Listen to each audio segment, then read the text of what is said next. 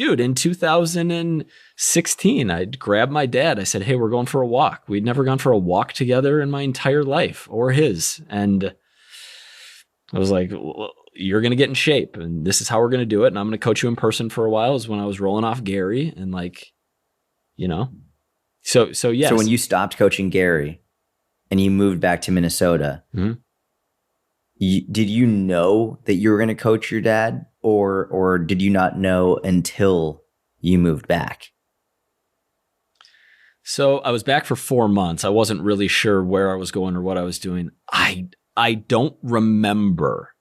I believe that it was like an impulse thing. Like I moved back and like saw him, like maybe saw some of the behaviors and actions, and like, you know, there's a Wait But Why article called The Tail End about like how much time you're going to get to spend with relatives, and then like being with my family, and then like kind of extrapolating these nutrition and like lack of activity habits over the long run, given what his age was.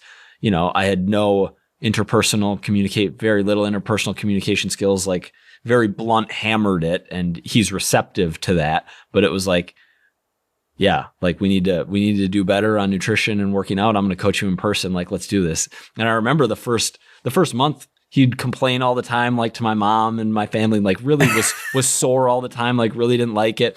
Our first workout, I'll never forget it.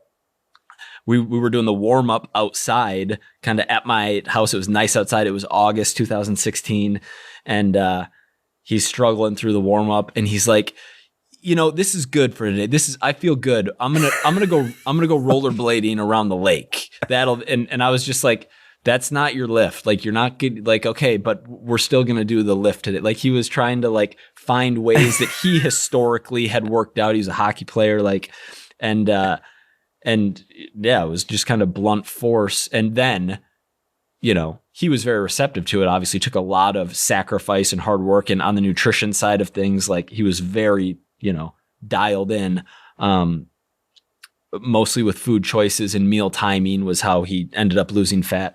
But once he got through that first month, it became easier. He started seeing strength progress, started seeing his body change, like, and then, you know, I don't, at least liked the habit of lifting enough to continue. Did he give you any resistance? Like when, for example, either when you first said, hey, we're going to be doing this, or for example, when he was like, I'm going to go out rollerblading, you're like, no, you're going to lift first. Was there any resistance? Was there anger? Was there like heated words? What happened? There might have been frustration internally, but he wasn't expressing it. I think he probably felt some degree of gratitude that I would like wanted to do this to help him and was giving my time.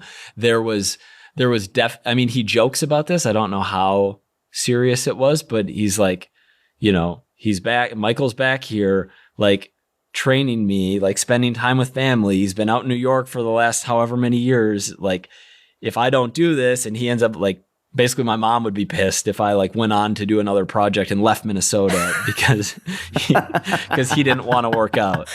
And so I don't know how much of that actually is serious versus him making a joke out of it, but yeah, not a ton. He was pretty receptive to it.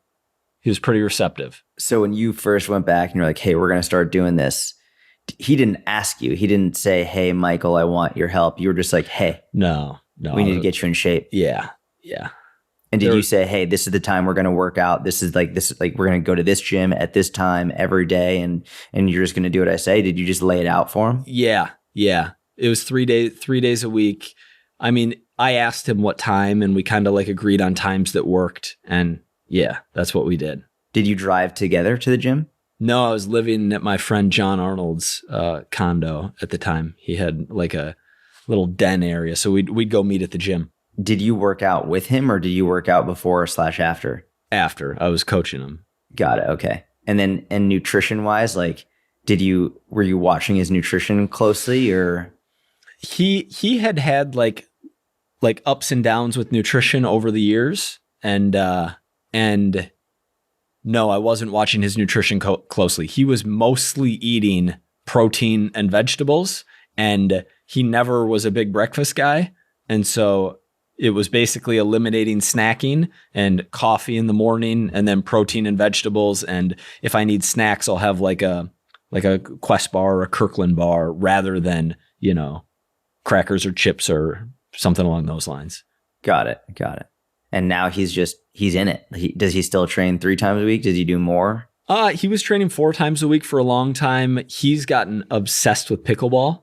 And so that it's like a balance between lifting and pickleball, but he's plenty active, and has maintained he's 6 foot, he was 230 and change and got down. He wanted to get his college playing weight was 190 and, he was down to 185 at one point, but like 190 to 195 is kind of the range that he's been shooting for and has maintained. And any time he gets close to 200 is kind of like his, okay, I got to dial it in and kind of get back to that low 190s. Nice. That's like his maintenance range, like 190 to 200. Yeah. Yep. Exactly.